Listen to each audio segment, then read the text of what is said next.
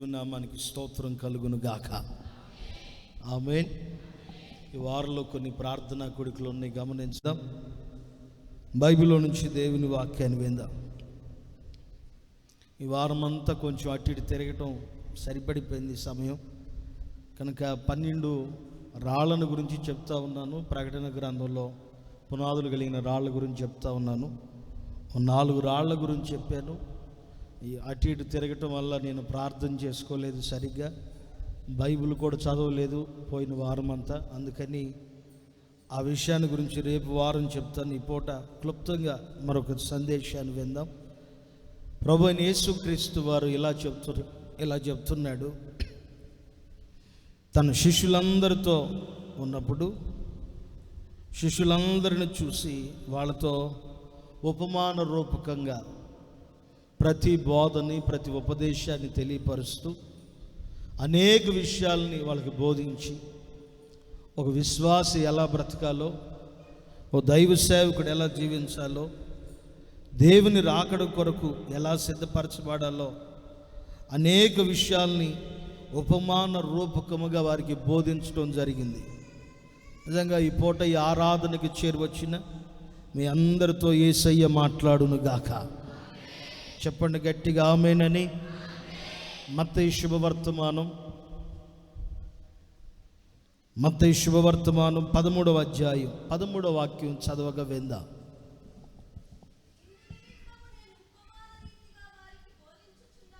ఇందు నిమిత్తమే నేను వారికి ఉపమాన రీతిగా బోధిస్తూ ఉన్నాను. ఈ ప్రజలు కనులారా చూచి, చెవులారా విని, హృదయముతో గ్రహించి, మనసు త్రిప్పుకుని నా వలన స్వస్థత పడకుండున్నట్లు వారి హృదయము కొవ్వినది, వారి చెవులు వినుటకు మందములైపోతున్నాయి, వారు తమ కన్నులు మూసుకుని పోతున్నారు. గనుక మీరు వినుట మటుకే వింటున్నారు కానీ గ్రహింపలేకపోతున్నారు.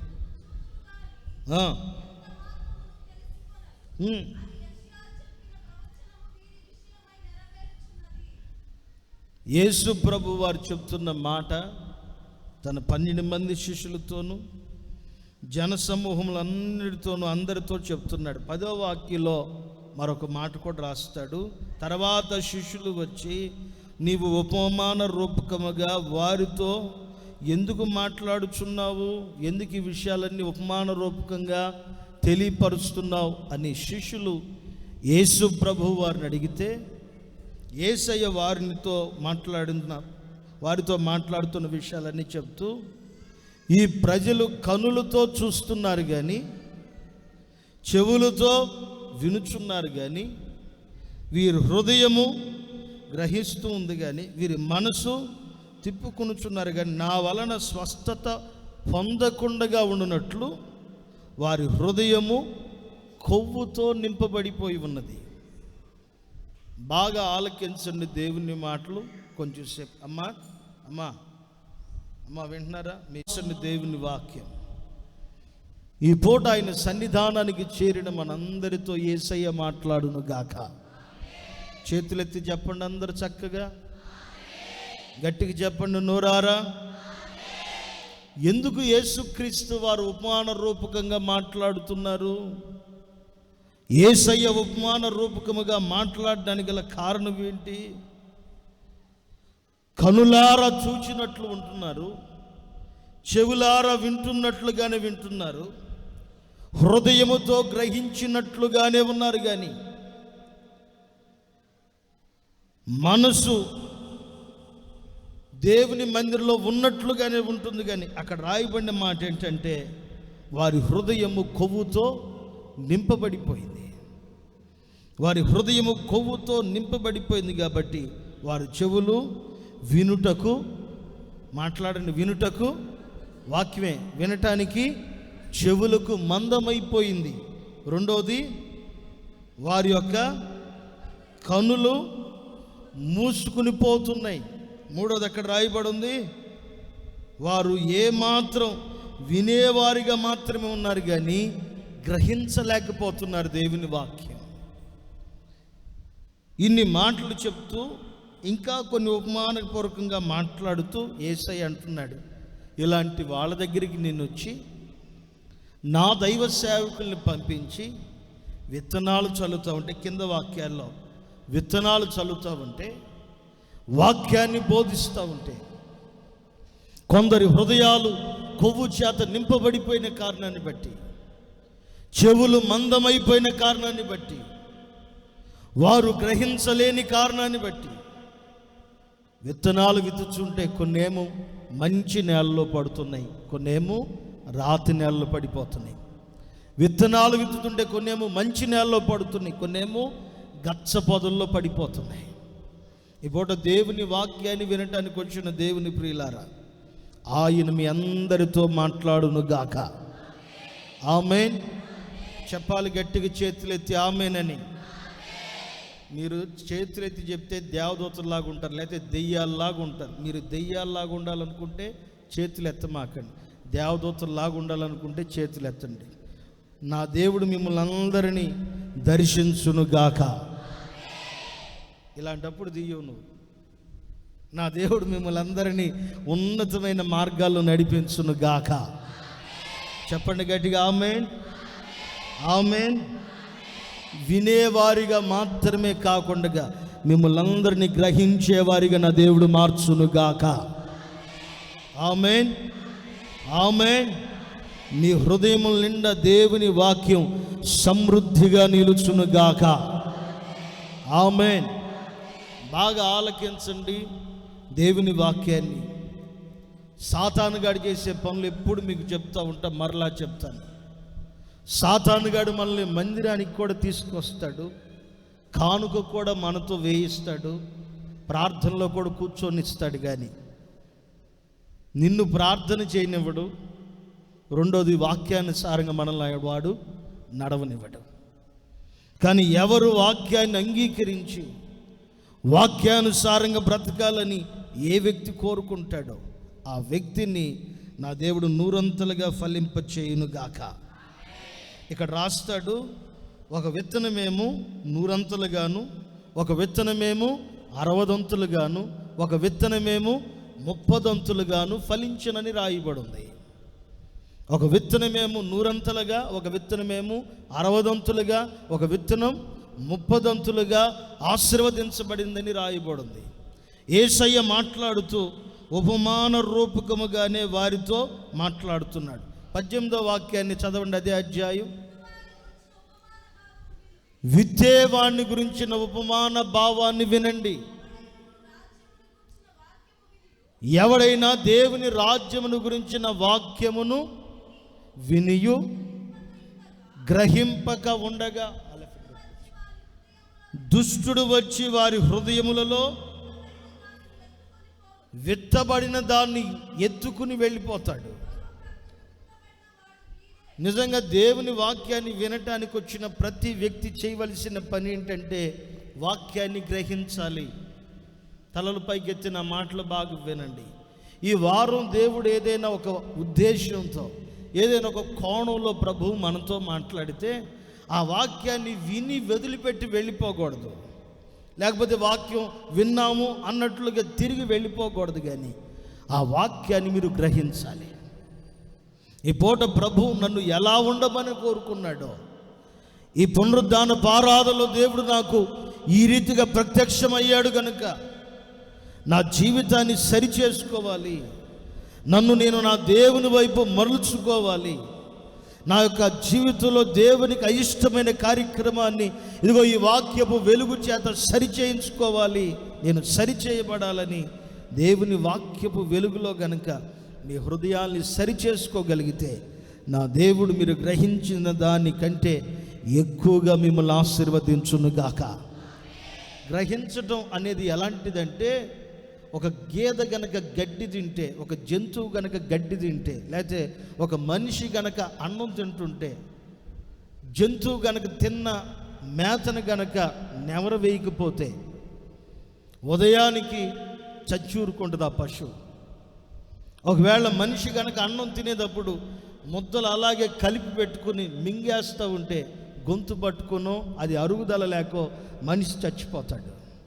అలా కాకుండా మీరు ఇంటికి వెళ్ళిన తర్వాత చూడండి, పగలంతా మీరు మేత వేస్తే పశువులకి, గేదెలకు కానీ, ఆవులకు కానీ, జంతువులు వేటికైనా సరే, రాత్రి అవి చక్కగా 4 కాళ్ళు చాపి చక్కగా పక్కకు పడుకొని నెవరేస్తా దవడలలో నుంచి తెల్ల నురుగు వచ్చేదాకా నెవరేస్తానే ఉంటుంది. అంటే ఒక క్రైస్తవుడి గురించి దేవుని వాక్యం కోరుకుంటుంది ఏంటంటే, దేవుని మందిరానికి వచ్చి వాక్యం విని వెళ్ళిపోయేదానిలాగా, వాక్యం విని వెళ్ళిపోయేవాళ్ళలాగా నీవు నేను మన దేవుని దృష్టికి కనబడకూడదు. వాక్యం విని వెళ్ళిన తర్వాత నీవు మనస్ఫూర్తిగా దేవుని వాక్యాన్ని గ్రహించాలి. ఈ పూట ప్రభు నాతో మాట్లాడాడు, నా హృదయాన్ని తెరిచాడు, నా మనస్సును దర్శించాడు. ఇదిగో ఈ వాక్యం ద్వారా నా బలహీనతలు నాకు కనపరచబడ్డాయి, నా పొరపాట్లు నాకు తెలిసాయి, నేను ఎక్కడ పడిపోయానో, ఎక్కడ తొట్టిల్లిపోయానో, దేవునికి ఎక్కడ దూరం అయిపోయానో ఆ విషయాన్ని ప్రభు నాకు బయలుపరిచాడు అన్నట్లుగా వాక్యాన్ని వినిన నీవు గ్రహించి ఇంటికి వెళ్ళిన తర్వాత నువ్వు వెళుతున్న మార్గంలో కూడా గ్రహించాలి. ఒక వ్యక్తి దేవుని మందిరానికి వచ్చి అపోస్తలుల కార్యంలో కనబడతాడు. దేవుని మందిరానికి వచ్చి ఆరాధనలో కూర్చుని ఆరాధన చేసి అంత అయిపోయిన తర్వాత ఇంటికి తిరిగి వెళ్ళేటప్పుడు కూడా ఖాళీగా కూర్చోకుండా రథం మీద కూర్చుని యెషయా ప్రవచన గ్రంథాన్ని తెరిచి చదువుకుంటూ వెళ్తున్నాడు. చాలా దూరం ప్రయాణం అయిపోయింది, చదువుతున్నాడు, కానీ తనకేమీ అర్థం కావట్లేదు. ఫిలిప్ అని పిలువబడుతున్న ఒక దైవజనుడితో యేసయ్య స్వరం మాట్లాడి, ఇదిగో రథం మీద ఒకడు కూర్చుని యెషయా ప్రవచన గ్రంథం చదువుకుని వెళ్ళిపోతున్నాడు. అతను చదివేవాడుగా ఉన్నాడు కానీ దాన్ని గ్రహించలేకపోతున్నాడు. తను దాన్ని గ్రహించలేకపోతున్నాడు. నువ్వు వెళ్ళి అతను గ్రహించేటట్లుగా వాక్య ఉపదేశాన్ని చేసిరా, వాక్యాన్ని తెలియపరిచి మరలా తిరిగిరా. రథం మీద వెళ్ళిపోతున్న వ్యక్తికి కలుసుకునే దానికి ఫిలిప్పు మీదకి దేవుని ఆత్మ దిగిరాగా ఫిలిప్పు వెళ్ళి కలుసుకున్నాడు, అతనితో మాట్లాడాడు. అపోస్తలుల కార్యాలు మాట్లాడది అడుగుతున్నాడు, నువ్వు చదువుతున్నది నీకు అర్థమవుతుందా? ఈ రోజుల్లో చాలామంది దేవుని మందిరానికి వస్తున్నారు కానీ వింటున్న వాక్యం చాలామందికి అర్థం కావట్లా. నా మాటలు బాగా వినండి. ఈరోజు చాలామంది దేవుని మందిరానికి వస్తున్నారు కానీ చెప్పబడుతున్న వాక్యం, వినబడుతున్న వాక్యం, చదవబడుతున్న వాక్యం ఎందరికో అర్థం కావట్లేదు. సాతానుడు చేసే మొట్టమొదటి పని ఏంటంటే, వాక్యం విత్తబడుతున్నప్పుడే నీ హృదయంలో దాగి ఉన్న విత్తబడిన దేవుని మాటలు నీవు గ్రహించకుండగా, నీవు గ్రహించి ఆశీర్వాదకరముగా మార్చబడకుండగా, దేవుని పరిశుద్ధమైన మార్గాల్లో ఆయన కొరకు నిలవబడనివ్వకుండగా సాతానుడు వచ్చి చేసే పని ఏంటంటే వాక్యాన్ని తీసుకుని వెళ్ళిపోతాడు. కనుక దేవుని మందిరానికి వస్తున్న మీరు ఒకటి గుర్తుపట్టండి, దేవుని వాక్యాన్ని గ్రహించగలుగుతున్నారా లేదా? దేవుని వాక్యం మీ హృదయాల్లో గుర్తుంటుందా లేదా? దేవుని వాక్యం మీ హృదయంలో స్థిరముగా నిలిచిపోవును గాక. చేతులెత్తి చెప్పండి గట్టిగా ఆమేనని. మీ హృదయాల్లో స్థిరముగా నిలిచిపోవును గాక. ఆమేన్. అక్కడ రాయబడి ఉంది చూడండి, విత్తనములు విత్తుచున్నవాడు విత్తనాలు విత్తుచుంటే వాక్యమును విని గ్రహించకుండగా ఉండుటకు దుష్టుడు ఏం చేస్తున్నాడంటే హృదయాలలో నుంచి వాక్యం తీసేస్తున్నాడు. చాలాసార్లు మరి మీరు గమనించారు లేదో, ఈరోజు ఏ వాక్యం చెప్పారంటే బాగా చెప్పారు, ఏ వాక్యం చెప్పారంటే బాగా చెప్పారు. వాక్యం చెప్పలేరు కానీ ఏదన్నా నవ్వించింది, ఏదన్నా ఒక చిన్న కామెడీ కనుకుంటే పలానా విషయం చెప్పారు, పలానా విషయాన్ని బట్టి నవ్వించారు. కొంతమందిని అడిగితే వాక్యం, అయ్యా మేము చదువుకోలేదే, మాకు చదువు లేదయ్యా. నిజంగా నీకు చదువు లేక నీ హృదయంలో నుంచి వాక్యం పోవట్లా, నీకు జ్ఞానం లేక నీ హృదయంలో నుంచి వాక్యం తొలగిపోవట్లేదు. నేను అంటా, నీకు చదువు లేదుగా, నీకు ఎందుకు కోపాలు గుర్తున్నాయి? నీకు చదువు లేదు కదా, ఎందుకు పగలు గుర్తున్నాయి? నీకు చదువు లేదు కదా, ఎవరో ఫోన్ నెంబర్ లేకపోతే నీ ఇంటి భర్త నెంబరు ఎలా గుర్తుందో నీకు? నీకు చదువు లేదు కదా, సెల్ ఫోన్ నువ్వు ఎలా పట్టుకోగలుగుతున్నావు? నేను ఒకటే చెప్తా, సాతానుడు నీ హృదయం లోపల విత్తబడిన వాక్యాన్ని నీవు గ్రహించట్లేదు కాబట్టి తీసేస్తున్నాడు. అంటే గ్రహింపంటే ఇంకొక విషయం చెప్తా దీంట్లో, గ్రహింపంటే దేవుని యొక్క వాక్యం విలువ నీకు తెలియాలి. దేవుని వాక్యం విలువ ఎవరికి తెలుస్తుందో వాళ్ళే గ్రహిస్తారు. దేవుని యొక్క ప్రేమ ఎవరిలో అయితే ఉంటుందో వాళ్ళు మాత్రమే దేవుని మాటల్ని శ్రద్ధాభక్తితో వింటారు. దేవుని మీద ఆకాంక్ష ఏ వ్యక్తికైతే ఉంటుందో, దేవుని మీద మక్కువ ఏ వ్యక్తికైతే ఉంటుందో ఆ వ్యక్తి హృదయంలోనే దేవుని వాక్యములు స్థిరముగా ఉండగలవు. తన యొక్క ఏకాగ్రత, తన మనసు దేవుని మీద ప్రేమ ఉన్నప్పుడే దేవుని మాటలు గ్రహించి ఆయన కొరకు నిలబడును గాక. ఒకసారి ఈ మాటలు చదువుగా విందాం. 18వ వాక్యం నుంచి 23వ వాక్యం వరకు చదువుగా విందాం.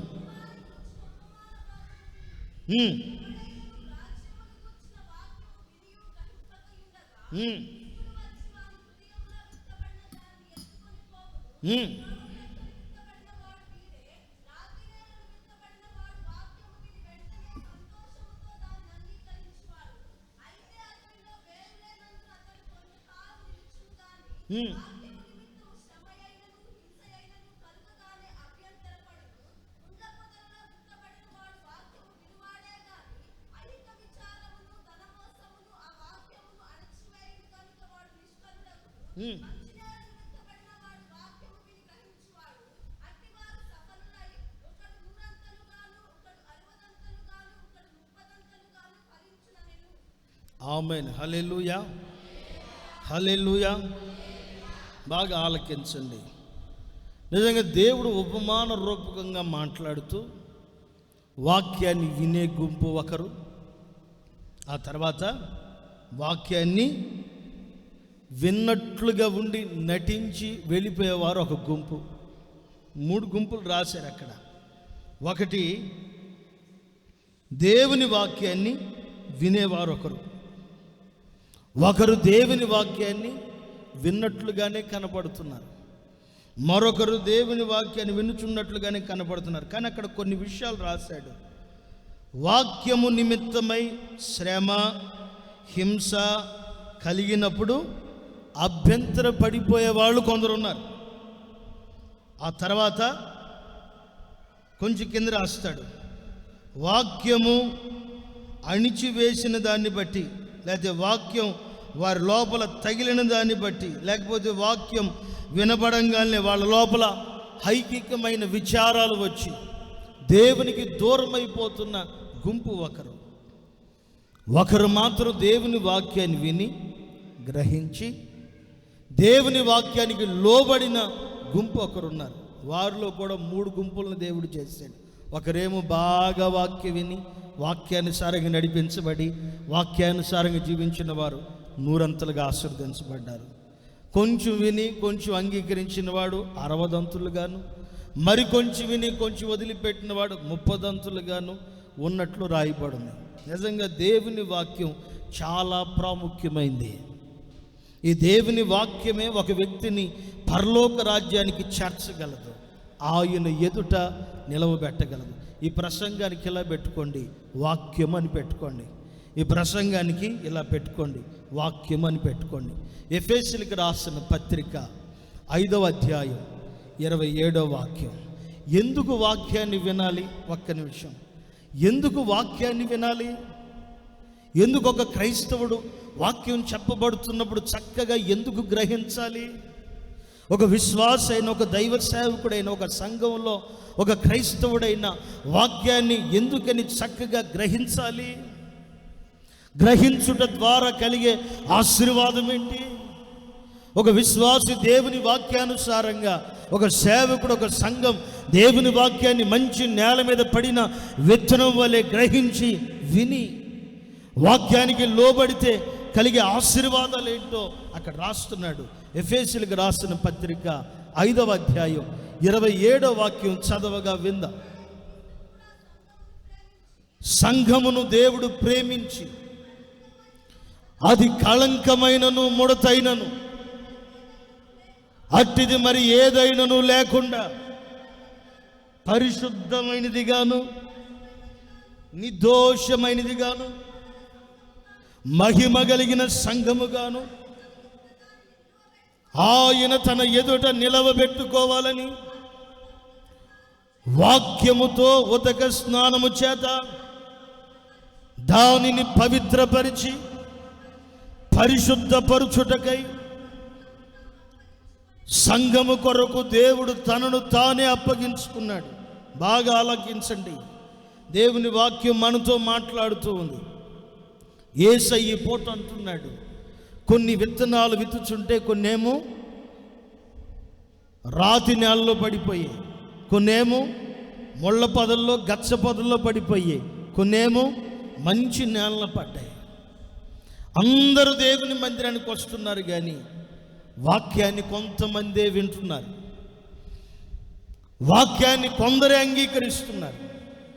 వాక్యం అందరికి వినబడుతున్నప్పటికీ వాక్యం ద్వారా ఏదైనా ఒక శ్రమ, ఏదైనా ఒక శోధన రాగానే కదిలిపోతున్నారు. వాక్యం ద్వారా ఏదైనా ఒక హెచ్చరిక రాగానే దేవుని మందిరానికి దూరం అయిపోతున్నారు. వాక్యం సంఘానికి చాలా ప్రాముఖ్యమైనది.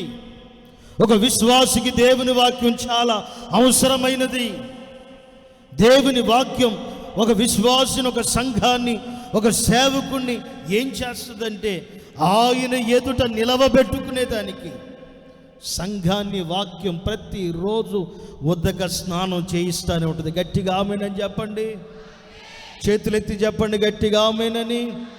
ప్రతిరోజు సంఘాన్ని వాక్యం ఏం చేస్తుందంటే పరిశుద్ధపరిచిద్ది. సంఘాన్ని స్తుతి ఆరాధన నీ ఆత్మీయ జీవిత క్షేమాభివృద్ధి కొరకైతే, వాక్యము నీ అంతరంగ పురుషుడు బలపరచబడేదానికి, నీవు విశ్వాసంలో స్థిరపరచబడేదానికి, నీవు నేను ఎక్కడ పాపంలో పడిపోకుండా దేవుని కొరకు నిలవబడేదానికి వాక్యము ప్రతి విశ్వాసుని, వాక్యము ప్రతి క్రైస్తవుణ్ణి, వాక్యము ప్రతి మనిషిని ఉదక స్నానము చేయించి, వాక్యము ఒక విశ్వాసుని, ఒక సంఘాన్ని ఆయన ఎదుట నిలవబెట్టుకునేంత వరకు వాక్యము ప్రతి వ్యక్తిని ఉదక స్నానము చేయించును గాక. చెప్పండి గట్టిగా ఆమేనని. ఆమేన్. ఈ రోజులో చాలా మంది హృదయాలు వాక్యానికి అంగీకరించబడట్లా. పాటలకి, ఆరాధనకి, ఘనతలకు, మెప్పులకు అంగీకరిస్తున్న హృదయం. మనం చదివాం కదా మత్తయి శుభవర్తమానంలో 13వ అధ్యాయంలో, హృదయము లోపల ఏమైపోయిందంటే కొవ్వు పేరుకుపోయింది. కాలితే మీరు చూడండి, హాస్పిటల్కి వెళ్ళండి,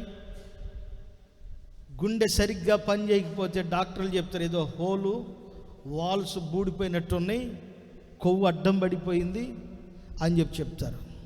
తిన్న అన్నం కనుక సరిగ్గా అరగకపోతే, తిన్న అన్నం సరిగ్గా అరగకపోతే లివర్కి ఫ్యాట్ పట్టుకుపోయింది కనుక ఆహారం అరగట్లేదు, వేడి నీళ్ళు తాగండి కొంతకాలం అని చెప్తారు. నిజంగా భూమి మీద మనం బ్రతుకుతున్న ఈ బ్రతుకులో మన అవయవాలన్నీ ఒకవేళ సరిగ్గా పనిచేయకపోతే వైద్యులు ఉన్నారు, బాగు చేస్తారు. కానీ మన ఆత్మీయ జీవితం ఒకవేళ సరిగ్గా పని చేయకపోతే, మన విశ్వాస జీవితం సరిగ్గా పని చేయకపోతే, మన పరిశుద్ధత సరిగ్గా పని చేయకపోతే, మనం దేవుని ఎదుట మనం సరిగా కనబడకపోతే, మనల్ని ఒకటే పరిశుద్ధపరిచేది, మనల్ని ఒకటే నూతన పరిచేది, మనల్ని ఒకటే పవిత్రపరిచి ఆయన ఎదుట నిలవబెట్టగలిగినది దేవుని వాక్యం ఒక్కటే. ఆ వాక్యము దేవుడై ఉన్నాడు. ఆ దేవుడు కూడా మనందరితో మాట్లాడుచున్నప్పుడు, మనతో మాట్లాడుచుండగానే మనందరి హృదయములు తెరవబడిపోవునుగాక. మన హృదయములు తెరవబడునుగాక. మన హృదయం లోపలికి కొవ్వు వస్తే దేవుడు ఎంత మాట్లాడినా సరే మన చెవులు మందమైపోతాయి. యేసయ్య ఎంత మాట్లాడుతున్నప్పుడు కూడా మన కనులు మూయబడిపోతాయి. దేవుడు మనతో మాట్లాడుతున్నప్పుడు కూడా మా పాస్టర్ గారేగా, మా అన్నేగా, మా గురించి చెప్తున్నాడు అని ఒక సాతాను కూడా ఒక భ్రమ కలిగించు ఆత్మను కలుగు చేస్తాడు. అదే నీ హృదయం లోపల ఎలాంటి కొవ్వు లేకపోతే, అనగా దేవుని వాక్యం నిన్ను కడిగేదానికి, నన్ను కడిగేదానికి, నిన్ను పవిత్రపరిచేదానికి, నన్ను పవిత్రపరిచేదానికి, మనల్ని పరిశుద్ధపరిచేదానికి నీ హృదయాన్ని గనక దేవునికి అప్పగించగలిగితే ప్రతి వారిని నా దేవుడు పరిశుద్ధపరచునుగాక. ఎందుకని వాక్యాన్ని గ్రహించాలి? వాక్యం ఎందుకు గ్రహించాలంటే నీవు పవిత్రంగా, అక్కడ రాయబడిన మాటలో నీవు పవిత్రపరచబడేదానికి, పరిశుద్ధపరచబడేదానికి మళ్ళా మాట్లాడతాడు అక్కడ, మహిమ కలిగినది గాను నిర్దోషమైనది గాను తన ఎదుట మహిమ కలిగిన సంఘముగా నిలవబెట్టుకోవాలని ప్రభు కోరుకుంటున్నాడు. నిన్ను నన్ను మనలందరినీ ఆయన ఎదుట నిలవబెట్టాలని కోరుకుంటున్నాడు. కనుక ఇప్పుడు సంఘానికి వాక్యం చాలా అవసరం. కొన్ని చోట్లకి మధ్య బయట మీటింగ్స్కి వెళ్తుంటే వాళ్ళు చెప్తున్నారు మైక్ ఇచ్చేటప్పుడే, పాస్టర్ గారు కరెక్ట్గా 11 గంటలకల్లా ఆపేయండి. మరలా కొంతమంది చెప్తున్నారు 10:30 కల్లా ఆపేయండి. నాకు మైక్ ఇచ్చింది 9 గంటలకి, 10 గంటలకైతే 11 గంటలకల్లా. వాక్యానికి ఈరోజు చాలామంది సమయాన్ని కేటాయిస్తున్నారు. మీకు కూడా ఇంకో 4-5 పాటలు పాడితే చాలా హుషారుగా ఉంటుంది. వాక్యం ఏనంటే చూడు, కొంతమంది కాళ్ళు ఎలా పడేసి కూర్చున్నారు చూడండి, ఇబ్బంది. కానీ వాక్యానికి నిన్ను నీవు అప్పగించుకుని చూడు, ఆ వాక్యం నిన్ను పవిత్రపరిచి పరిశుద్ధపరిచి ఆయన ఎదుట నిన్ను నిలవబెట్టును గాక. వాక్యం ఎలాంటి ఉదక స్నానం చేయించింది? అసలు వాక్యం ఒక వ్యక్తిని ఎలాంటి ఉదక స్నానం చేయించింది? బైబిల్లో నుంచి 1-2 విషయాలు చెప్పి త్వరగా ముగిస్తాను. కీర్తన గ్రంథం 119వ అధ్యాయం మొదటి విషయాన్ని చెప్తున్నాను. కీర్తన గ్రంథం మొదటి విషయాన్ని చెప్తున్నాను. కీర్తన గ్రంథం 119వ అధ్యాయం 11వ వాక్యాన్ని చదవగా విందాం. నీ ఎదుట నేను పాపము చేయకుండా ఉండునట్లు నా హృదయములో నీ వాక్యాన్ని ఉంచుకుని ఉన్నాను. ఎలాంటి ఉదక స్నానం చేయించింది వాక్యం అంటే, దేవుని ఎదుట ఒక వ్యక్తి పాపం చేయకుండా, ఆయన ఎదుట పరిశుద్ధునిగాను, ఆయన ఎదుట పవిత్రునిగాను, ఏ పాపము లేని వ్యక్తిగాను, ఎక్కడ జారిపోనివ్వకుండా దేవుని వాక్యం చేసే ఒక మంచి పని ఏంటంటే, ఆ వాక్యం ఎవరిలో అయితే ఉంటుందో, ఆ వాక్యాన్ని ఎవరైతే తనతో ఉంచుకుంటారో, ఆ వాక్యం వచ్చి హృదయం లోపలికి వెళ్ళిపోయి, మనం చదివిన మూలవాక్యంలో చదివించాం. హృదయం లోపల ఏముందంట? కొవ్వు ఉంది. కొవ్వు ఉన్నప్పుడు చెవులకి వినపడదు, కళ్ళకి కనపడదు, హృదయానికి గ్రహింపు రాదు. అలా కాకుండా మన హృదయంలో దేవుని వాక్యం ఉంటే మన కళ్ళు తెరవబడతాయి, మన చెవులు చక్కగా వినబడతాయి. అంత మాత్రమే కాదు, ఈ 119వ కీర్తన 11వ వాక్యం అంటాడు, నీ ఎదుట నేను ఇక పాపము చేయకుండగా, యేసయ్యా నేను నీ ఎదుట ఇక పాపము చేయకుండగా నా హృదయములో నీ వాక్యాన్ని, నా హృదయములో నీ వాక్యాన్ని ఉంచుకొనుచున్నాను. ఈరోజు ఒక విశ్వాసి, యేసు రక్తం చేత కడగబడిన విశ్వాసి, దేవుని మందిరానికి వచ్చి అనేక సంవత్సరాల నుంచి ప్రభు సన్నిధిలో స్థిరుడుగా ఉన్నానని పిలువబడుతున్న విశ్వాసి, లేకపోతే ఎంతోమంది పరిశుద్ధులు తెలిసి దైవజనుని యేసన్న గారి చేతే బాప్తిసం తీసుకుని కూడా కొందరు పడిపోవటానికి గల కారణం, అనేక సంవత్సరాల నుంచి దేవుని మందిరానికి వచ్చి కూడా ఏదో కూర్చుని వాక్యం విని ఆరాధన చేసి మనిషిగా వచ్చి తిరిగిపోతున్నావు. కానీ నీ పాపం మీద నీకు జయం లేకపోవటానికి, నీ శరీరం మీద నీకు జయం లేకపోవటానికి, నీ దేహం మీద, నీ తలంపుల మీద, నీ ఆలోచనల మీద, నీ కోరికల మీద జయం లేకపోవటానికి గల కారణం ఏంటంటే, వాక్యము నీ హృదయంలో ఉండట్లా. వాక్యం నీ పేపర్ మీద, డైరీలో, బైబిల్లో ఉంటుంది, ఇంటికి ఉంటుంది, కానీ నీ ఒంట్లో, నీ హృదయం లోపల లేదు. నీ హృదయం లోపల యేసయ్య వాక్యం కనుకుంటే, ఆ వాక్యం ఏం చేస్తుందంటే ప్రతి క్షణం నీ దగ్గరకు వచ్చి అరికాలు మొదలుకొని తల వరకు, శిరస్సు వరకు నీ సర్వ శరీరాన్నంతటిని ఉదక స్నానం చేయించింది. ఆ వాక్యం ఒకవేళ నీ దృష్టికి ఏదైనా పాపం కనబడితే ఆ వాక్యం నీతో మాట్లాడితే, ఆ వాక్యం నీ తలంపులకి, నీ దేహానికి, నీ శరీరానికి కావలిగా మారిపోయి నీవెక్కడ పడిపోనివ్వకుండగా ఆ వాక్యం నిన్ను కాపాడును గాక. ఆమేన్, ఆమేన్. నిజంగా ఈరోజు చాలామంది యవనస్తులు, అన్న యవన కాలం నిలబడలేకపోతున్నాం అన్న, తట్టుకోలేకపోతున్నాం అన్న, ఎంత ట్రై చేస్తున్నా ఉండలేకపోతున్నాం, ఫోన్ కాల్ మాట్లాడకపోతే, ముఖం చూడకపోతే ఉండలేకపోతున్నానన్న. ఎంతోమంది వివాహమై కూడా పరిశుద్ధతని, పవిత్రతని కాపాడుకోలేక అపవిత్రమైన వ్యక్తులతో వ్యవహారాలు పెట్టుకుని జీవితాన్ని నాశనం చేసుకుని క్రైస్తవునిగా పిలువబడుతూ దేవుని మందిరంలో కనబడుతూ కూడా పవిత్రంగా ఉండలేకపోవడానికి ఒకే ఒక్క కారణం, వారి హృదయాల్లో వాక్యాన్ని ఉంచుకోవట్లా. అదే అధ్యాయంలో 9వ వాక్యంలో ఒక మాట రాయబడి చూడండి. అదే అధ్యాయం 9వ వాక్యంలో, యవనస్తులు దేని చేత తమ నడతను శుద్ధిపరుచుకుంటారు? నీ వాక్యమును బట్టి, దాన్ని జాగ్రత్తగా చూచుకునుడి చేతనే కదా. ఇప్పుడు ఒక విశ్వాస అయినా, ఒక యవనస్తుడైనా, ఒక క్రైస్తవుడైనా, ఎవరైనా సరే పరిశుద్ధంగా పవిత్రంగా ఉండాలంటే ప్రతిరోజు ఏం చేయాలి? వాక్యం హృదయంలో ఉందా లేదా అని ప్రతిరోజు జాగ్రత్తగా చూసుకోవాలి. ఎక్కడికైనా దూర ప్రయాణం వెళ్తున్నారనుకో, ఎండాకాలం ఖాళీగా పోతున్నారా? కూల్ వాటర్ చక్కగా పోసుకుని వాటర్ బాటిల్లో పోసుకోవటమో, లేకపోతే దాని పేరు ఏం పేరు, దాన్ని ఏమంటారు, ఫ్లాస్కోనా, ఆ ఫ్లాస్కోలోనో పోసుకుని చక్కగా బాటిల్లో తీసుకుని దూరం అయితే పోవట్లే. ఒకవేళ ఇంకా దూరం వెళ్ళాలనుకో, వస్తావో రావో తెలియదు అనుకో, ప్రయాణం నీకే అర్థం కాలేదనుకో, ఓ జత బట్టలు కూడా పెట్టుకుని వెళ్తారు కదా వెళ్ళేటప్పుడే. ఒకవేళ బైక్ మీద వెళ్తున్నారనుకో, హెల్మెట్ కూడా ధరించుకుని వెళ్తారు కదా. వెళ్ళేటప్పుడు బండిలో గాలి ఉందా లేదా అన్నీ గమనించి, ఎక్కడ ట్రాఫిక్ కూడా ఆపేస్తడం, లైసెన్స్ ఉందా, ఆర్సీ ఉందా, సీ బుక్ ఉందా లేదా అన్నీ గమనించుకుంటారు కదా జాగ్రత్తగా. నేను అంటాను, ఒక విశ్వాసి ఈరోజు రక్షించబడి మారు మనసు పొంది బాప్టిజం తీసుకుని దేవుని మందిరంలో నిలవబడి పరిచర్య చేసి ఒక విశ్వాసి మరలా వెనకబడిపోతున్నాడంటే కారణం వాక్యం ఉందా లేదని చూసుకోవట్లా. తన ప్రయాణం కొరకు చూపించిన జాగ్రత్త, తన మార్గంలో వెళ్ళేదానికి ఒకరోజు ఉంటానేమో అని ఒక జత బట్టలు పెట్టుకునే దానికి ఉన్నంత శ్రద్ధ, జాగ్రత్త ఈరోజు క్రైస్తవుడికి నేను దేవుని సన్నిధిలో ఉన్నానని అనుకుని భ్రమపడుతూ పాపంలో, లోకంలో పడిపోతున్నాడు.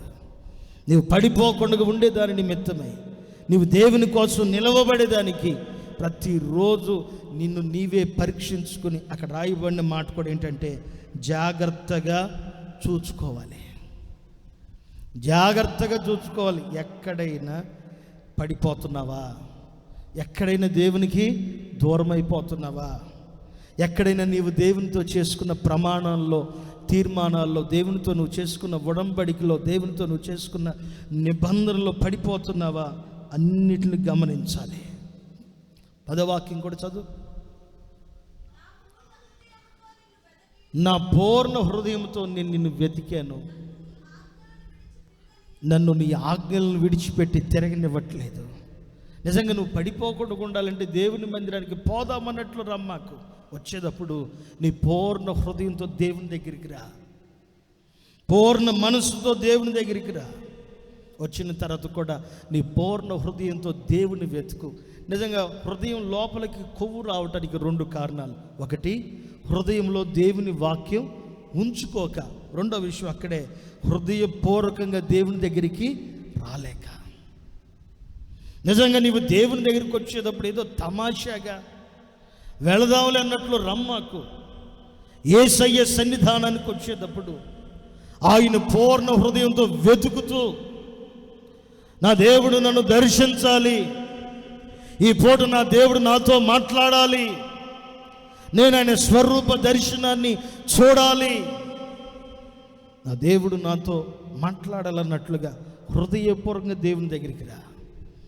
నీ హృదయపూర్వకంగా దేవుని దగ్గర రాగలిగితే నీ హృదయంలో దేవునికి చోటు దొరుకును గాక, నీ మనసులో దేవునికి చోటు దొరుకును గాక, నీ హృదయం లోపల నా దేవుడు సంచరించును గాక.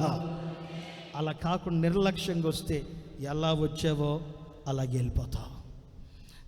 విన్న మటుకు వింటావు తప్ప నీ చెవులు మూయబడిపోతాయి, నీ కళ్ళు మూయబడిపోతాయి, నీ హృదయం మూయబడిపోయి ఏమాత్రం గ్రహించలేవు, ఏమాత్రం నీ చెవులకి వినపడదు, ఏమాత్రం నీ కళ్ళకు దేవుని మాటలు కనబడవు. నీ హృదయం తెరవబడాలి. చిన్న మాట చెప్తాను, బాగా వినండి. దేవుడు మనందరిని గురించి చాలా ఏడుస్తాడండి. దేవుడు చాలా ఏడుస్తాడు.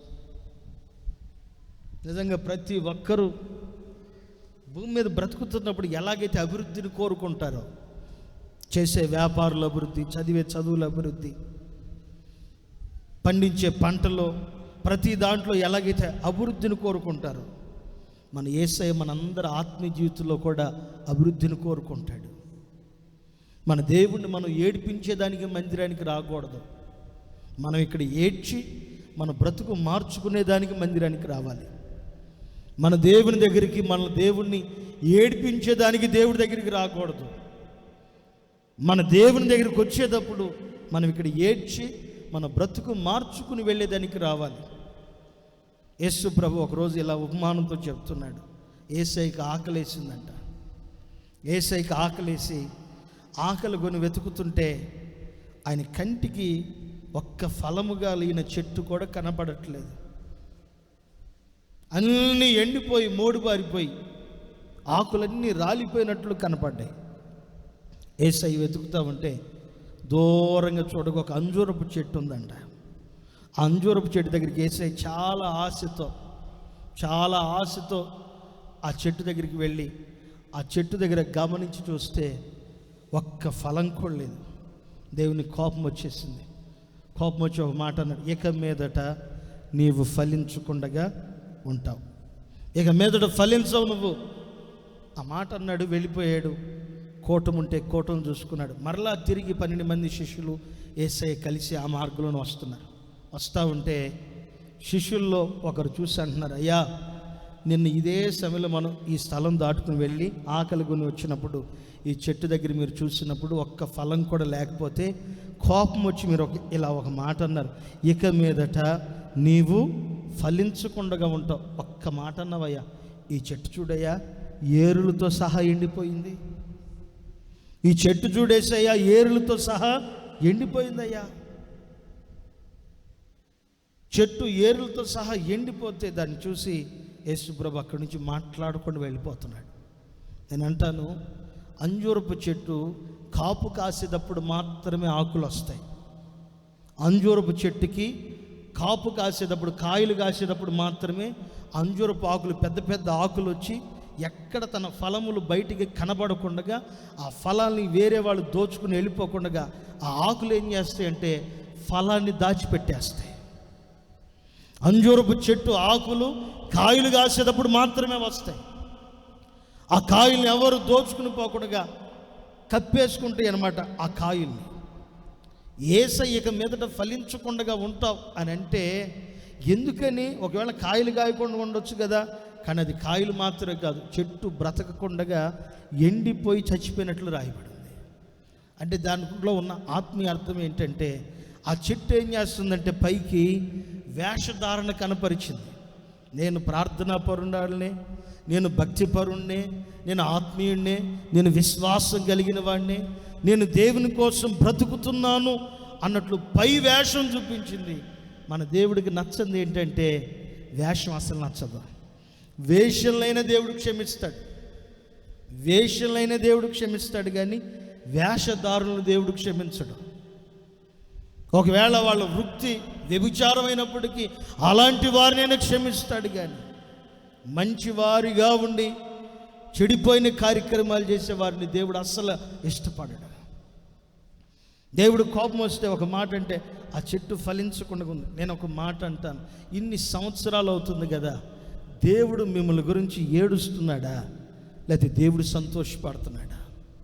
దేవుడు మన దగ్గరికి వచ్చినప్పుడు మన వాక్యం, మన హృదయంలో దేవుని వాక్యం నిలిచిపోయిన కారణాన్ని బట్టి, పవిత్రంగా పరిశుద్ధంగా బ్రతుకుతున్న కారణాన్ని బట్టి, వాక్యము వినబడిన వెంటనే జీవితాన్ని మార్చుకుని దేవుని కొరకు బ్రతకగలిగితే నా దేవుడు నీ ద్వారా గొప్ప కార్యములు జరిగించునుగాక. చెప్పండి గట్టిగా, చేతులెత్తి ఆమేనని. ఆమేన్, ఆమేన్. నిజంగా నీకు జయం ఉందా? దేవుని వాక్యం వింటున్నావు కదా, నీకు జయం ఉంటుందా? అసలు నోటి మాటల మీద జయం ఉంటుందా? నీ మనసు మీద జయం ఉంటుందా? నీ క్రియల మీద జయం ఉంటుందా? నీ శారీరకమైన కోరికల మీద జయం ఉంటుందా? ఒకే ఒక్క ప్రసంగం అండి, ఒక్క ప్రసంగం పాపాత్మురాలింది, ఊరు మొత్తాన్ని తెచ్చేసింది. ఎన్నో సంవత్సరాల నుంచి దేవుని వాక్యం వింటున్నారు, సేవకులు మారిపోతున్నారు, సంవత్సరాలు కూడా మారిపోతున్నాయి. నీ ద్వారా ఎంతమంది దేవుడి దగ్గరికి రాగలుగుతున్నారు? అసలు నువ్వు మారావా? పరిపూర్ణంగా దేవుని కోసం నువ్వు మార్చబడగలుగుతున్నావా? యోహాను సువార్తలో మాట ఉంటుంది, యేసయ్య ఒకే ఒక్క ప్రసంగం ఆమె జీవితాన్ని మార్చేసింది.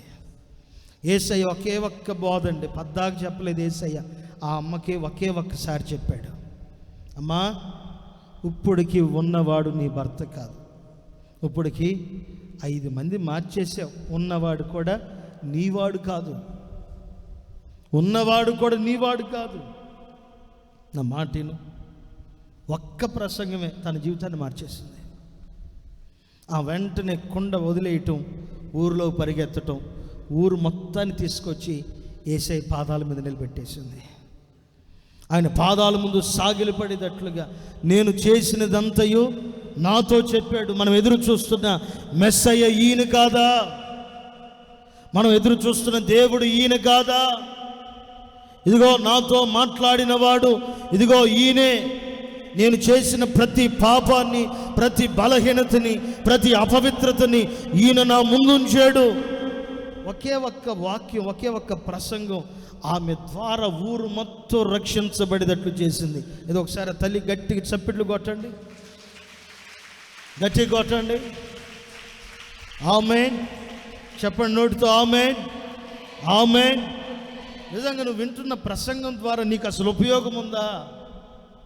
దేవుని వాక్యం వింటున్నావు, ఈ వాక్యం ద్వారా నీ ఆత్మీయ జీవితానికి ఏదైనా క్షేమం కలుగుతుందా? నీ ఆత్మీయ జీవితానికి ఒక ప్రయోజనం కలగాలి. వాక్యం చేత నీవు నేను మనమందరం సరిచేయబడాలి. పాపాన్ని, పాత బ్రతుకుని, నీచమైన కార్యక్రమాల్ని దేవుని కోసం విడిచిపెట్టాలి. ఆయన కోసం నిలవబడేదానికి, నీ జీవితాన్ని పవిత్రంగా, పరిశుద్ధంగా కాపాడుకునేదానికి నీ హృదయం లోపల దేవుని వాక్యాన్ని ఉంచుకోవాలి. దేవుని వాక్యం ఎవరి హృదయాల్లో అయితే ఉండిందో ఆ వ్యక్తి పాపము చెయ్యడు.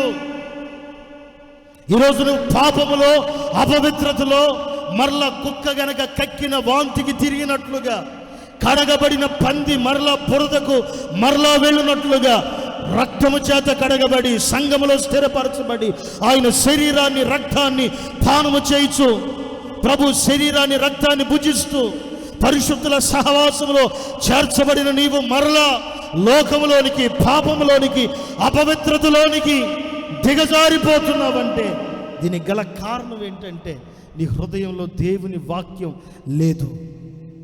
వింటున్నావు, రాసుకుంటున్నావు, కానుకిస్తున్నావు, ప్రార్థన చేయించుకుంటున్నావు, వెళ్ళిపోతున్నావు. కానీ నీ లోపల సైతానుగాడు వాక్యాన్ని తీసేసి కొవ్వును పెట్టేస్తున్నాడు వాడు. అందుకని నువ్వు వాక్యాన్ని గ్రహించలేకపోతున్నావు, వాక్యానికి లోబడలేకపోతున్నావు, వాక్యానికి విధేయతను చూపించలేకపోతున్నావు. నువ్వు వాక్యానికి లోబడి చూడు, నా ప్రభు నిన్ను ఆశీర్వదించును గాక. చెప్పండి గట్టిగా ఆమేనని. ఆమేన్ చెప్పండి గట్టిగా ఆమేనని. ఆమేన్ హల్లెలూయా.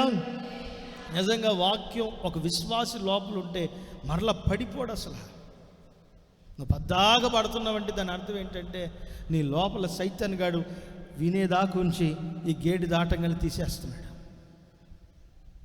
ఒకసారి దేవునితో తీర్మానం చేసుకున్నావు, దేవునితో ప్రమాణం చేసుకున్నావు, నీకోసం నిలబడతానే సయ్యాను అనుకున్నావు. నువ్వు దేవుని కోసం నిలబడి చూడు, నా దేవుడు నీ కోసం శక్తి కలిగిన కార్యాలు జరిగించునుగాక, అద్భుతమైన కార్యములు జరిగించునుగాక. యోహాను సువార్త మన 5వ అధ్యాయమా 4వ అధ్యాయమా ఆమెను గురించి రాయబడి ఉంటుంది. ఊరు మొత్తాన్ని తీసుకొచ్చిందంట, ఊరు మొత్తాన్ని. ఈరోజు ఇంట్లో కుటుంబమే రావట్లే మందిరానికి. భర్త వస్తే భార్య రాడు, భార్య వస్తే భర్త రాడు, వీళ్ళు వస్తే పిల్లలు రావట్లే. కారణం ఏంటంటే వచ్చి వింటున్న వారి హృదయాల్లో కూడా వాక్యం ఉంటేనే కదా. వాక్యాన్ని మీ హృదయంలో ఉంచుకోండి, వాక్యానుసారంగా మీరు నడిపించబడండి. నా దేవుడు మిమ్మల్ని అందరినీ ఉదక స్నానం చేయించి మలినం అనేది రాకుండా, కల్మషం అనేది లేకుండా, ముడత అనేది లేకుండా, అట్టిది మరి ఏది రాకుండా పరిశుద్ధమైనదిగాను, నిర్దోషమైనదిగాను, మహిమ కలిగిన సంఘంగాను ఆయన ఎదుట మనల్ని దేవుడు నిలబెట్టును గాక. చెప్పండి గట్టిగా ఆమేనని. ఆమేన్, ఆమేన్. నిజంగా దేవుని వాక్యం హృదయంలో ఉంటే ఎలా ఉంటాడు? ఎక్కడ కూర్చున్నా సరే ప్రతి ఒక్కరికి స్వార్థ చెప్తానే ఉంటాడు. ఎక్కడున్నప్పటికీ ప్రతి చోట స్వార్థని చెప్తానే ఉంటాడు. దేవుని వాక్యం గుండెల్లో ఉందనుకో, ఖాళీ దొరికినప్పుడు, ఎవరైనా ఖాళీ దొరికితే వాళ్ళతో యేసయ్యని గురించో, ఒక వ్యక్తి ఎలా బ్రతకాలి, ఇలాంటి శ్రేష్టమైన విషయాలే చెప్తాడు. ఈరోజు ఖాళీ దొరికినప్పుడల్లా నువ్వు ఆ కొంప గురించి ఈ కొంప గురించి పోసుకోలు మాటలన్నీ మాట్లాడుకుంటున్నావంటే అర్థం ఏంటంటే సైతానుగాడు ఎప్పుడో నీ లోపల నుంచి వాక్యాన్నాడు తీసాడు. అదే కీర్తన గ్రంథంలో రాస్తాడు. 18వ కీర్తన 118వ కీర్తనలో 118వ కీర్తనలో 17వ వాక్యంలో రాస్తాడు, నేను చావను, సజీవుడినై ఉండి యెహోవా క్రియలన్నిటిని వివరిస్తాను.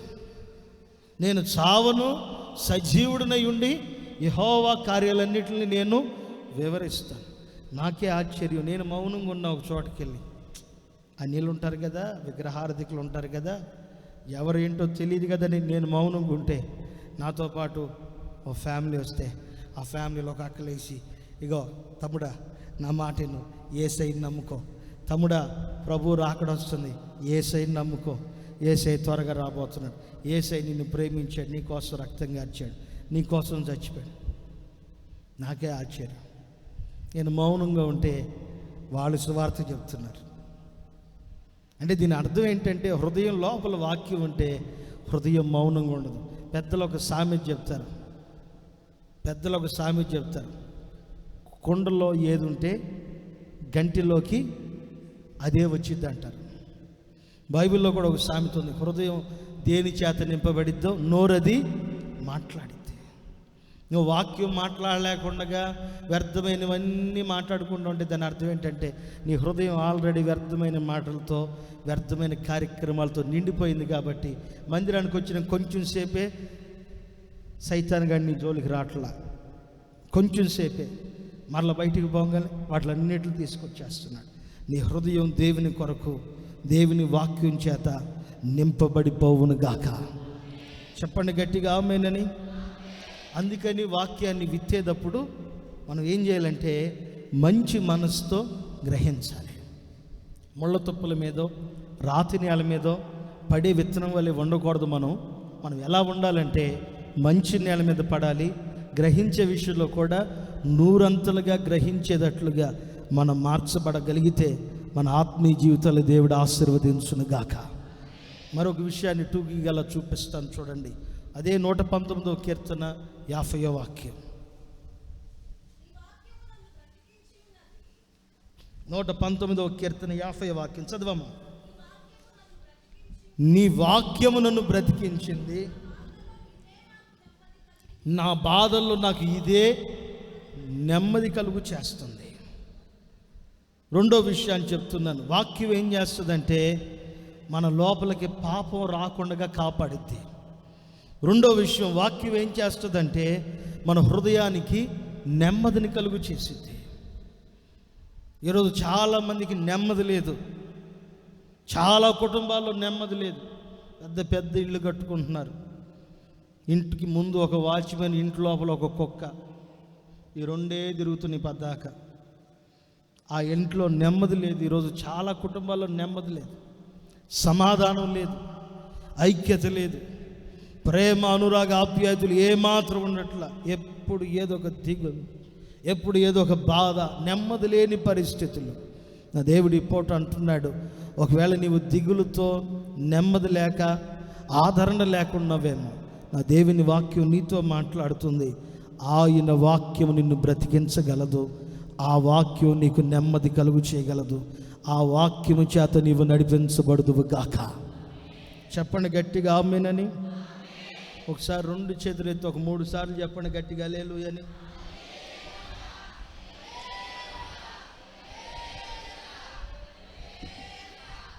ఆమేన్, హల్లెలూయా. ఇంకో ఈ రాజేష్ అని చెప్పాడు, మిలిటరీ రాజేష్ అని చెప్పాడు.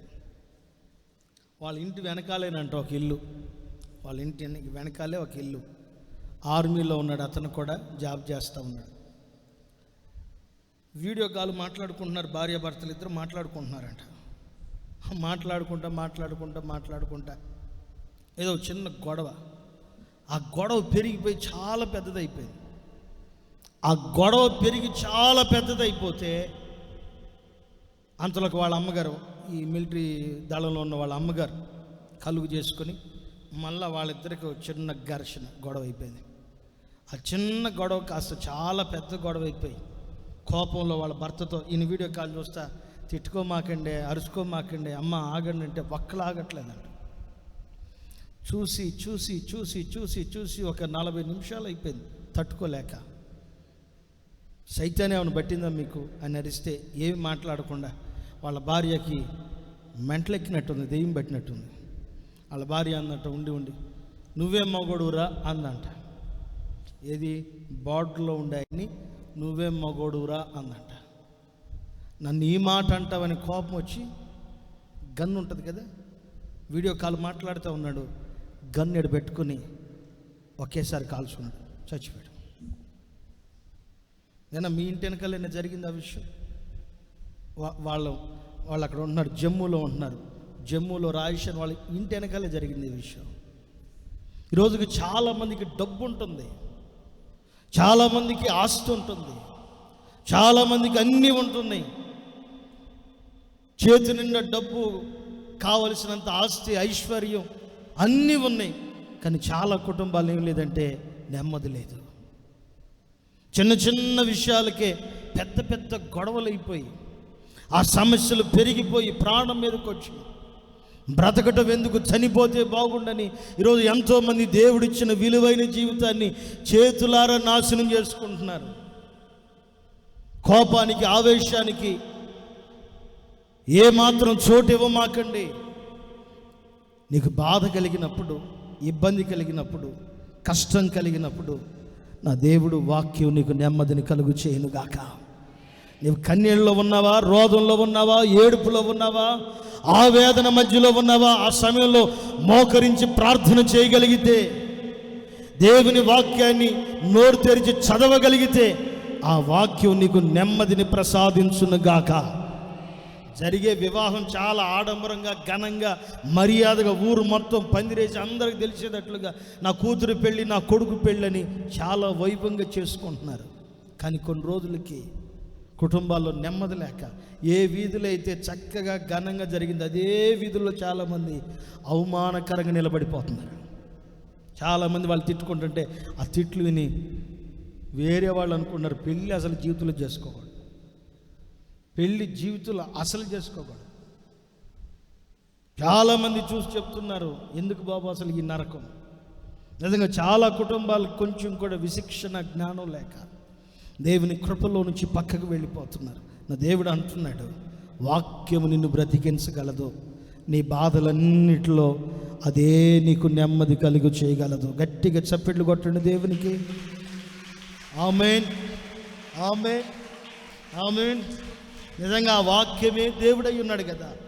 ఆయన దగ్గరికి నీవు నేను రాగలిగే, ఆయనకి మనల్ని మనం అప్పగించుకోగలిగితే ఆ వాక్యం మనకి నెమ్మదిని కలుగు చేసి ఎక్కడ నీవు పడిపోకుండా, ఎక్కడ తొట్టిల్లిపోకుండా నీకు నెమ్మదిని కలుగు చేసింది. బైబిల్ ఇలా రాయబడి ఉంది, బాధ కలిగి ఉన్నావా ప్రార్థన చేయి, సంతోషంగా ఉన్నావా పాటలు పాడు, ఒకవేళ బ్రతుకు మీద ఆశ కోల్పోయి ఉన్నావా దేవుని వాక్యాన్ని పట్టుకుని చదువు. నిజంగా ఎంతోమంది జీవితాలని బాగు చేసి ఆయన కొరకు బ్రతికించి దేవుని కోసం నిలబెట్టిన గ్రంథమే పరిశుద్ధ గ్రంథం. ఈ పరిశుద్ధ గ్రంథాన్ని రోజుకొక్కసారి తీసి చదువు. ఈ బైబిల్ని రోజుకొక్కసారి తీసి చదువు. ఆర్ఆర్కే మూర్తి గారు ఈ పరిశుద్ధ గ్రంథానికి ఏం పేరు పెట్టాడంటే క్రైస్తవులకి యేసయ్య రాసిచ్చిన ప్రేమ లేఖంటండి. క్రైస్తవులకి యేసయ్య రాసించిన ప్రేమ లేఖంట బైబిల్. నిజంగా ఈ పరిశుద్ధ గ్రంథాన్ని రోజు నువ్వు తీసి చదివావనుకో, ఈ వాక్యం నువ్వు ఏ బాధల్లో ఉన్నావో, ఏ కష్టంలో ఉన్నావో, ఏ కన్నీళ్ళలో ఉన్నా, ఏ ఇరుకులో ఉన్నా, ఏ ఆవేదనలో ఉన్నా నా దేవుడు ఈ వాక్యం ద్వారా నిన్ను దర్శించునుగాక. ఆమేన్. మనం ఏం చేస్తాం, బాధల్లో ఉన్నప్పుడు ఇంకొంచెం ఎక్కువ బాధ తెచ్చుకునే దానికి ఫోన్ ఆన్ చేసి దాన్ని ఏమంటారా, ఎవరికి కనపడకుండా పెట్టుకుంటారు చూడు, అప్పుడప్పుడు తీసి చూస్తాం. ప్రవేశియా దాంట్లో నుంచి ఆ ఫోటో తీసి జూమ్ చేసుకుని, నన్ను మోసం చేశావు, నా ఉసురు తగ్గుతుంది నీకు, ఎవడు మంచోడు కాదు, వీడు అంతకంటే మంచోడు కాదు, అసలు నా ఉసురు నీకు తగులుతుంది. జూమ్ చేసుకుని, దుర్మార్గుడా, పాపిష్టోడా, దుర్మార్గురాలా, పాపిష్టురాలా, నన్ను మోసం చేశావు, ఎందుకు ఈ బాధ, అవన్నీ డిలీట్ చేసి. కొంతమంది మందిరానికి వస్తారు కానీ వాటిలో నుంచి ఇంకా విడుదల ఉండదు. వాటిని లాకుల్లో పెట్టుకుని, ప్రవేశాలు పెట్టుకుని, అప్పుడప్పుడు తీసి చూసుకుని, కర్రోడే కానీ మంచోడు, కళగలిగిన మొఖం, ఎన్ని ఇచ్చాడో నాకు, నేను ఎన్ని ఇచ్చానో మర్చిపోయాడు, ఎందుకు ఈ రోగం అంతా, ఎందుకు ఈ పాత జబ్బు అంతా ఎందుకు, అన్నిటిని డిలీట్ చేసి ప్రతిరోజు దేవుడు నీకు ఇచ్చిన ఈ ప్రేమ లేఖను చదువు. యేసయ్య మీ అందరితో మాట్లాడును గాక. ప్రతిరోజు బైబిల్ చదువు. యేసయ్య మనందరితో మాట్లాడును గాక. ప్రతిరోజు ఈ వాక్యాన్ని చదువు. నా దేవుడు నీతో మాట్లాడును గాక. అప్పుడు దాకా కూడిదేందో, స్నానం చేయదు, పొరపాటున పాసి మోహంతో కూడా మొహం గడగదు. ఆ దరిద్రమైన ఫోన్ కనుక వచ్చిందనుకో, ఎక్కడ లేని హుషారు వచ్చేస్తుంది, పరిగెత్తుకుని వెళ్ళి పాసి మొహంతోనే పళ్ళేల మీద పడి. నేను అంటాను, ఆడి ఫోన్ ఎప్పుడో ఒకసారి వస్తేనే నీకు అంత హుషారు అయిపోయి, అంత లేచి పరిగెత్తి అన్ని ప్రయోగాలు చేస్తే, ఈ వాక్యాన్ని కనుక ప్రతిరోజు చదివేవనుకో, ప్రతిరోజు దేవుని వాక్యాన్ని తెరిచి చదువు. నా దేవుడు కనుల ముందే నీకు కనబడును గాక. నీ కళ్ళ ముందే నా దేవుని రూపం కనబడును గాక. ఆమేన్. అందుకనే దైవజనుడైన దావీదు గారు ఇలా అంటాడు, నీ వాక్యము నాకు దొరకగా నేను దాన్ని భుజించాను. అది నాకు ఎలా ఉందంటే, కొవ్విన మెదడు గనక తింటే గనక ఎలా ఉంటుందో నీ వాక్యం అలా ఉంది. నిజంగా దేవుని వాక్యాన్ని వినాలి, తినాలి. దేవుని వాక్యం నీతో, నాతో, మనతో మాట్లాడుచున్నప్పుడే, వాక్యం కొరకు నిన్ను కనుక నీవు అప్పగించుకుని ఆయన వైపు తిరగలిగితే నీకు నెమ్మదిని కలుగు చేయును గాక. ఆమె నేను అంటాను, అయ్యే బాధలు, అవే సమస్యలు రాజేష్ అన్న కూడా ఉండొచ్చు. ఆడు కాల్ చేసుకున్నాడు చూడు, అంత బాధలు కాకపోయినా, అక్క ద్వారా కాకపోయినా, ఎవరొకొకరి ద్వారా ఉంటాయిగా బాధలు. ప్రతి మనిషికి ఏదో బాధ ఉంటుంది. కొంతమంది చెప్పుకుంటారు, కొంతమంది చెప్పుకోరు, అంతే. ఏదో బాధ ఉంటుంది. ఎందుకు చచ్చిపోవాలని ఆలోచన రాదు కాదు. వాక్యం కనుకుంటే, దేవుని వాక్యం ఏ హృదయంలో, ఎవరి హృదయంలో అయితే ఉంటుందో వారికి దేవుని యొక్క వాక్యం విలువ తెలిసి మనిషి త్వరగా చచ్చిపోడు, ఎక్కువ కాలం బతకాలని కోరుకుంటాడు. అక్కడ రాయబడిన మాట కూడా అదే, నీ వాక్యము నన్ను బ్రతికించింది, నా బాధలన్నిట్లో అదే నాకు నెమ్మది కలుగు చేసింది. ఈరోజు నెమ్మది లేకుండా వచ్చావా దేవుని మందిరానికి? లేకపోతే సమాధానం లేక, ఐక్యత లేకుండా వచ్చావా? అయితే దేవుని వాక్యాన్ని చదివి చూడు, నా దేవుని నిన్ను దర్శించును గాక. మిలిటరీలో జరిగిన ఒక విషయం చెప్తాను. ఆయన బార్డర్లో ఉంటాడు, యూట్యూబ్లో చూశాను నేను. బార్డర్లో ఉంటాడు, రోజు 100 రూపాయలు సిటీకి వచ్చి వాళ్ళ అమ్మగారికి టెలిగ్రామ్ చేస్తున్నాడంట ప్రతిరోజు. రోజు అతను చూసి ఒకరోజు ఆ షాపు ఓనరు వాడు చిన్నోడు అడిగాడంట, ప్రతిరోజు ఎందుకన్నా 100 రూపాయలు పంపిస్తున్నావు, ఒకేసారి మొత్తం జీతం అంతా పంపించవచ్చు కదా అని అంటే, వాడు అన్నాడంట, ఆ మిలిటరీ దళం ఆ పెద్ద ఆయన అన్నాడంట, యవనస్తుడు అన్నాడంట, నేను ఇక్కడ బార్డర్లో ఉన్నాను కదా, ప్రతిరోజు నేను ఒక 100 రూపాయలు పంపిస్తుంటే మా అమ్మ నేను పంపించి ఆ 100 రూపాయలు చూసి మురిసిపోయి సంతోషపడి మురిసిపోయి, నా కొడుకు బతికే ఉన్నాడు, నా కొడుకు చచ్చిపోలేదు, బ్రతికే ఉన్నాడు. నేను అంటాను, 100 రూపాయల కాగితానికే వాళ్ళ అమ్మ అంతా మురిసిపోతే, నీకు ఇచ్చిన బైబిల్ని ప్రతిరోజు నువ్వు చదువుతున్నావు అనుకో, ఆయన ఎంత మురిసిపోతాడు. యోహాను సువార్తలో రాయబడింది కదా, ఆది కాండలో కూడా రాయబడి ఉంటుంది కదా, ఆది యందు వాక్యం ఉండెను, ఆ వాక్యము దేవుడై ఉండెను, ఆ వాక్యము శరీరధారిగా మన మధ్యలో కృపాసత్య సంపూర్ణంగా తిరుగుతుంది. అంటే నువ్వు ప్రతిరోజు వాక్యం చదువుతుంటే, నువ్వు ఇప్పుడు ఎవరితో కూర్చున్నావు? ఒక కాన్ఫరెన్స్లో యేసయ్యతో నీవు, నీతో యేసయ్య, మీ ఇద్దరు కూర్చుని మాట్లాడుకుంటున్నారు. నీ ముందు ఆయన ఉన్నాడు, నీతో ఆయన ఉన్నాడు. నీవు ఆయన ఇప్పుడు ఏం చేస్తున్నారంటే ఇద్దరు మాట్లాడుకుంటా ఒక కాన్ఫరెన్స్ జరుగుతుంది. నీకేది అవసరమో అది దేవుడు నీతో మాట్లాడతాడు. ఆ మాటలు విన్న తర్వాత నీవు ఆధ్యాత్మికంగా బలపరచబడి దేవుని కోసం నిలవబడేదానికి యేసయ్య నీ బ్రతుకు మీద నీకు ఆశను పుట్టిస్తాడు. చాలామందికి జీవితం మీద, బ్రతుకు మీద ఆశ ఉండదు. కొంతమందికి నిజంగా బ్రతకాలనుకున్న ప్రతి ఒక్కడు నాకు తెలిసి చాలా శుభ్రంగా, ఆరోగ్యకరంగా, నీటిగా, సుఖంగా ఉంటాడు. జీవితం మీద ఆశ లేనివాడు ఏ గొడ్డలు వేసుకుంటే ఏంటి, ఎలా దరిద్రంగా చేస్తే అన్నట్లు ఉంటాడు. అదే జీవితం మీద కనుక ఆశ, మనసు కనుకుంటే, బ్రతకాలనే కోరిక, వాంఛ కనుకుంటే చాలా శుభ్రంగా ఉంటాడు. దేవుని మందిరాన్ని పొరపాటును వదిలిపెట్టడు. దేవుని మందిరంలోనే తన చివరి శ్వాస విడిచేంత వరకు ఆయన సన్నిధిలో నిలబడును గాక. ఆమేన్, ఆమేన్. నిజంగా ఈ వాక్యం ఏం చేస్తుందంటే మనల్ని ఉదక స్నానం చేయించి, ఎఫెసీయులకు రాసిన పత్రికలో చదివాం కదా, 5వ అధ్యాయం 27వ వాక్యంలో, క్రీస్తు మనల్ని ప్రేమించి కళంకమైనను ముడతైనను మరి అట్టిది ఏదైనాను లేకుండా పరిశుద్ధమైనదిగాను నిర్దోషమైనదిగాను మహిమ కలిగిన సంఘంగా ఆయన ఎదుట మనలందరినీ నిలవబెట్టును గాక. వాక్యం మనల్ని నిలబెట్టిద్ది. ఆ వాక్యం చేసే పని ఏంటంటే, ఒకటి, మన హృదయం లోపలికి పాపాన్ని రానివ్వదు. రెండోది, వాక్యం మనకి నెమ్మదిని కలుగు చేస్తుంది. మీరు ఎప్పుడైనా గమనించారా? మీరు ఇంటికి వెళ్ళి ఒకసారి ఆలోచించండి. నువ్వు కష్టపడకపోయినా, ఆ పూట నీకు సరిపడకపోయినా, ఏదో ఒకటి సాయంత్రానికి, ఉదయం నువ్వు అనుకున్నది ఏదో తినాలని అనుకుంటే, సాయంత్రం నువ్వు పడుకునే లోపు నువ్వు తినాలనుకున్నది దేవుని దగ్గరికి తెచ్చిపెట్టుంటాడు. ఎప్పుడైనా ఆలోచించావా? నువ్వు అనుకున్నది తెచ్చుకోవడానికి డబ్బులు లేవు, తెచ్చేదానికి వ్యక్తులు కూడా లేరు, తినాలనుకున్నావు, కానీ ఏదో ఒక రూపంలో దేవుడు దాన్ని నీ దగ్గరికి తీసుకొచ్చి ఆయన పెడతాడు. నీ చేతి నిండా పని లేకపోయినప్పుడు కూడా నువ్వు అనుకున్న ఆశీర్వాదాన్ని, నువ్వు కోరుకున్న కోరికని నా దేవుడు నీ దగ్గర తీసుకొచ్చి పెడతాడు. నువ్వు వాక్యానుసారంగా దేవుని కోసం నిలబడి చూడు.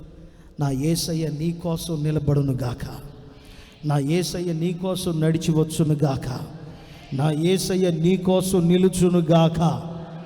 ఆమేన్, ఆమేన్. ఆయన మీద ఆనుకోండి. ఎవరి మనసు నా మీద ఆనుకునునో వాడిని పూర్ణ శాంతి గలవాడిగా నేను చేస్తానంటున్నాడు. నీకు నెమ్మది రావాలంటే దేవుని వాక్యాన్ని విని దేవుని వాక్యం మీద ఆనుకో. నాకున్న ఆధారం నీవే, నాకున్న దిక్కు నీవేనైనా, నాకున్న ఆశ్రయం నీవేనని యేసయ్య మీద ఆనుకుని చూడు. నా యేసయ్య నిన్ను ఆశీర్వదించి ఆయన రాకడ కొరకు నిన్ను సిద్ధం చేయును గాక. ఈ మాటలన్నీ నా దేవుడు మీ వినికిడిలో స్థిరపరచును గాక. మరికొన్ని విషయాలు ఉన్నాయి, దేవుని చిత్తమైతే రేపు వారం చెప్తాను. దయచేసి అందరు లేచి నిలబడండి, ఒక చిన్న ప్రార్థన చేసుకుందాం. నోరు తెరు. నీ హృదయం లోపల వాక్యం ఉందా? చేతులెత్తు. అందరు మనస్ఫూర్తిగా, స్త్రీలారా చేతులెత్తండి, అందరు చేతులెత్తండి, ప్రార్థన చేసుకోండి. అందరు నోరు తెరిచి ప్రార్థన చేసుకోండి. నీ హృదయం తెరువు. హృదయం లోపల కొవ్వు చేరిపోతే, కళ్ళు మూయబడిపోతాయి, చెవులు వినబడవు, గ్రహించలేవు దేవుని వాక్యాన్ని. నువ్వు తీర్మానానికి రా.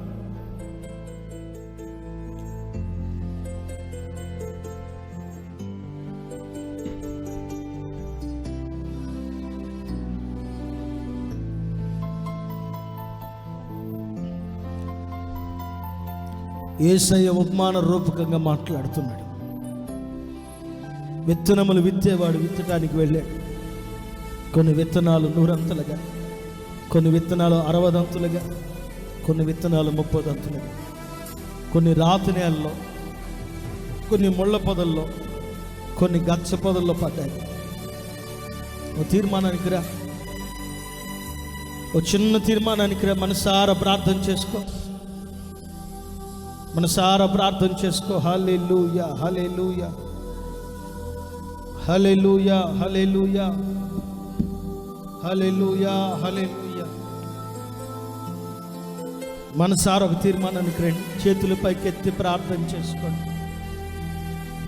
ఈరోజు నీకు పగలు, కోపాలు, ఈర్ష్యలు, అసూయలన్నీ గుర్తుంటున్నాయి, కానీ దేవుని వాక్యం గుర్తుండట్లా.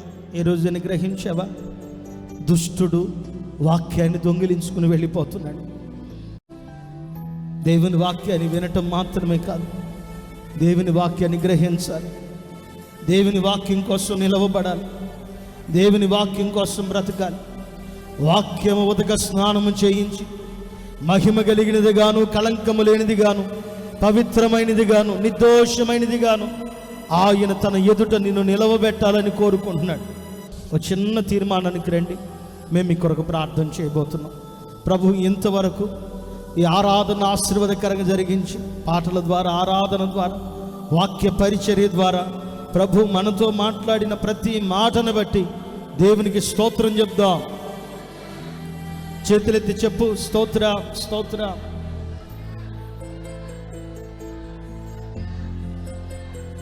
స్తోత్రం స్తోత్రం స్తోత్రం స్తోత్రం. ఆయన మనతో మాట్లాడిన ప్రతి మాటను బట్టి దేవునికి స్తోత్రం చెప్దాం.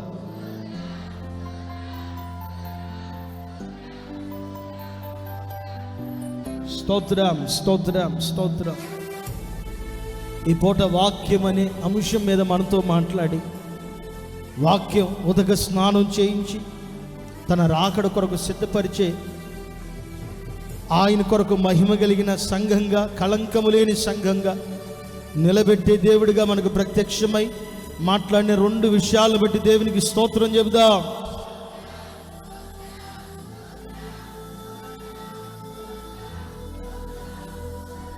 స్తోత్రం స్తోత్రం స్తోత్రం స్తోత్రం స్తోత్రం.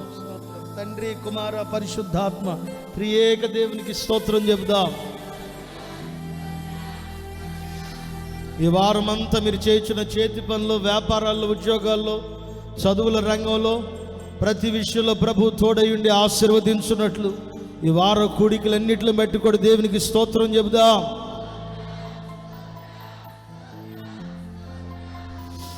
త్రియేక దేవునికి స్తోత్రం చెబుదాం.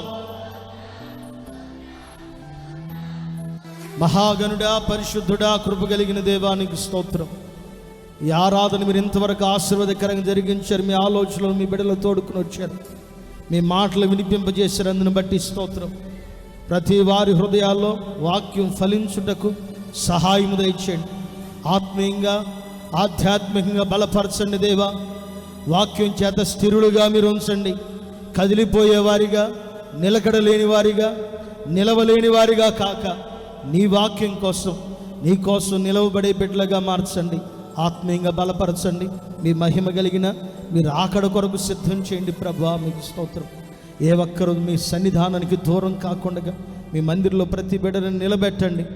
మీ రాజ్యంలో స్థిరులుగా ఉంచండి దేవా. మీకు స్తోత్రం. నాయనా, మా విశ్వాసులందరినీ ఆశీర్వదించండి. అలాగే ఈ ప్రాంతంలో సేవ చేస్తున్న నాకు కృప దయచేయండి, ఆరోగ్యాన్ని ఇవ్వండి. ప్రతి ప్రార్థన కుడికిలో మీ కొరకు బలపరిచి వాడుకున్నామని యేసు నామములో అడుగుచున్నాము తండ్రి, ఆమేన్. స్తోత్రం స్తోత్రం స్తోత్రం స్తోత్రం. తండ్రి అయిన దేవుని ప్రేమయు, కుమారుడు యేసుక్రీస్తు వారి కృపయు, పరిశుద్ధాత్మ దేవుని సన్నిధి కృప నిత్యము సగలగోడి పరిశుద్ధులకు ఈ పూట ఆయన సన్నిధానంలో చేరిన ప్రతి బిడలకి, అలాగే దూరాన సమీపాన్ని చేరి మైక్ ద్వారా, లైవ్ ద్వారా వీక్షిస్తున్న ప్రతి బిడలకి నా దేవుని కృప సన్నిధి సదాకాలం తోడయుండి నడిపించును గాక. ఆమేన్. హల్లెలూయా. చెప్పండి గట్టిగా, హల్లెలూయా, హల్లెలూయా. అందరికీ వందనాలు. ఇంతటితో ఈ ఆరాధన ముగించబడింది. ప్రభు మిమ్మల్ని ఆశీర్వదించును గాక.